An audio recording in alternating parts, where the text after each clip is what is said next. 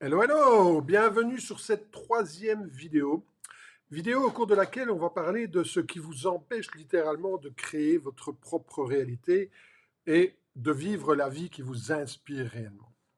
Mais avant d'aller plus loin, je vous invite à vous abonner pour ne pas manquer les prochaines vidéos. Alors, au cours des 2 premiers jours, on a parlé du fait que notre réalité, notre univers externe, est influencé par notre état d'âme, notre état interne, par nos croyances et par la vision que nous avons de nous-mêmes et de la réalité. Nous avons vu aussi qu'il n'y a aucune vérité absolue quant à c'est quoi vraiment la réalité. Ou que plutôt on pourrait dire que chacun de nous a sa vérité et chacun de nous a raison quant à la définition qu'il donne de ce qu'est la réalité.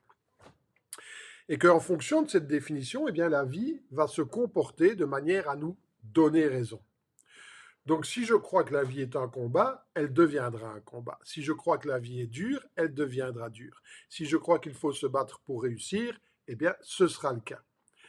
Et si je crois que je ne suis pas la bonne personne et que je dois changer qui je suis pour réussir, alors la vie me montrera, eh bien, que j'ai raison. Bref, nous créons notre propre réalité au travers de notre propre philosophie. Et la bonne nouvelle de tout ça, c'est que vous pouvez avoir tout ce que vous voulez simplement si vous le choisissez.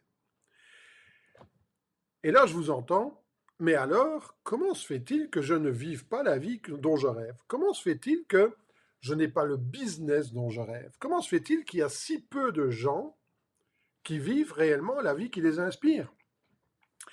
Et la réponse vient justement de ce qui crée notre philosophie, nos croyances, nos valeurs, mais aussi les dictats qui nous sont partagés depuis le jour de notre naissance.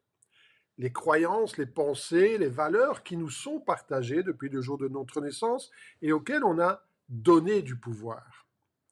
Laissez-moi juste vous expliquer cela.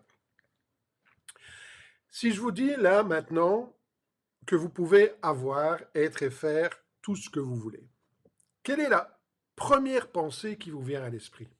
Ne réfléchissez pas. La première pensée qui vous vient à l'esprit. Pour la majorité d'entre vous, la première pensée qui vous vient à l'esprit, c'est « Ben voyons, encore quelqu'un qui essaye de me vendre du rêve. Si c'était possible, ça se saurait. » Ben, si c'est vrai, alors pourquoi est-ce que personne n'y arrive? Donc, en réalité, même si vous savez aujourd'hui que votre réalité extérieure est le reflet de votre identité intérieure, au fond de vous-même, vous n'y croyez pas. Et au fond de vous-même, vous ne faites pas confiance à ce que vous voulez vraiment intérieurement. Vous préférez écouter les paroles extérieures, les avis extérieurs qui vont semer le doute, la suspicion, voire la méfiance. Et c'est là le problème. Le problème, c'est que pour manifester ce que vous voulez dans votre vie, vous devez réapprendre à vous faire confiance. Vous devez réapprendre à écouter votre âme, à écouter votre cœur et à laisser le mental de côté. Le mental, il est connecté avec tout ce qu'on appelle les pendules. Toutes ces idées transmises par vos parents, par vos enseignants, par les médias, par les autorités, et auxquelles on finit par adhérer. Et vous devez recommencer à vous reconnecter à votre essence profonde, à qui vous êtes au plus profond de vous-même, et laisser votre mental de côté. Et pour cela, vous pouvez vous poser ces 2 questions. Posez-vous cette question: qu'est-ce qui m'anime réellement? Qu'est-ce qui m'anime réellement? Qu'est-ce qui m'inspire réellement, au plus profond de moi? Et la deuxième question: qu'est-ce que je suis venu faire ici? Pourquoi suis-je né? Qu'est-ce que je suis venu faire? Et ne réfléchissez pas, écoutez la réponse interne à ces 2 questions, la réponse profonde, la réponse intérieure. Évitez de chercher de la validation à l'extérieur, d'accord? Dites simplement qu'est-ce qui vous vient en premier. Comment vous vous sentez quand vous le dites? Comment vous vous sentez quand vous répondez à ces 2 questions? Qu'est-ce que vous êtes venu faire ici et qu'est-ce qui vous anime? Rappelez-vous que vous êtes le seul ou la seule à savoir ce que vous voulez réellement. Et que personne ne peut vous dire que ce n'est pas possible ou que ça ne marchera pas. La seule chose que vous avez à faire, c'est de recommencer à vous faire confiance.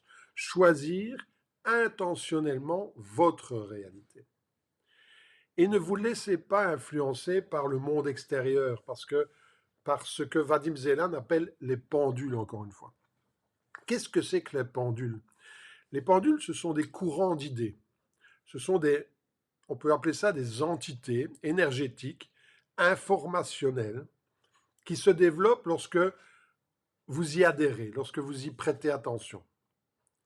Il peut y avoir des pendules politiques, des pendules religieux, des pendules des clubs sportifs. Chaque fois que vous adhérez à une idée, à une pensée, eh bien, vous nourrissez le pendule et vous perdez votre identité. Et plus il y a un grand nombre de personnes qui adhèrent à ces pendules, à ces idées, et plus le pendule devient fort. Par exemple, tout le monde sait qu'il n'y a pas suffisamment de richesse pour tout le monde. D'accord? C'est une idée qui, aujourd'hui, surtout avec les problèmes, je vais dire, que l'on rencontre au niveau du climat, ben, on sait aujourd'hui qu'il n'y a pas suffisamment de richesse pour tout le monde. C'est un fait. D'accord? Mais pas du tout. Rien ne dit que c'est un fait. C'est une pensée qui est transmise, une croyance qui est transmise par l'intermédiaire de médias, de scientifiques, d'autorités. Et cette croyance s'est renforcée au fur et à mesure qu'un grand nombre de personnes y a adhéré. Et évidemment, ces personnes ont trouvé des raisons dans leur environnement, dans les circonstances, dans les événements, qui montrent que ce à quoi ils croient est vrai. Et donc maintenant, cette croyance fait partie de votre philosophie. Il n'y a pas suffisamment de richesse pour tout le monde. Et évidemment, ça a un impact dans la façon dont vous voyez le monde, ça a un impact dans les déductions que vous faites, dans les actions que vous faites et dans les résultats que vous avez. Donc, toute notre vie, nous sommes susceptibles de nous faire happer par des pendules. Et vous devez savoir que votre mental adore ça. Oui, parce qu'en fait, quand il est happé par un pendule, il se sent en sécurité. C'est plus sécurisant pour lui de penser comme tout le monde, d'agir comme tout le monde, plutôt que d'être le seul à penser de cette façon-là ou le seul à être qui je suis. Mais malheureusement, ce n'est pas comme ça que vous allez vivre la vie qui vous inspire. Lorsque vous adhérez à une idée, vous perdez votre unicité, vous perdez votre identité, vous perdez votre autonomie et vous commencez à jouer le jeu du pendule plutôt qu'à vivre votre propre vie. Donc ce que vous devez faire, c'est revenir à la vérité de votre âme, à la vérité de votre cœur. Votre cœur, votre âme, vous l'appelez comme vous voulez, sait ce qu'elle veut. Elle n'a pas besoin de confirmation extérieure. Elle n'a pas besoin de faire comme tout le monde pour se sentir en sécurité. Elle n'a pas besoin d'être comme tout le monde pour se sentir en sécurité. Elle veut être tout simplement. Alors, restez centré, écoutez votre cœur et commencez à tracer votre propre vie. OK? Demain, nous parlerons de comment utiliser tout cela pour attirer dans votre vie ce que vous choisissez réellement.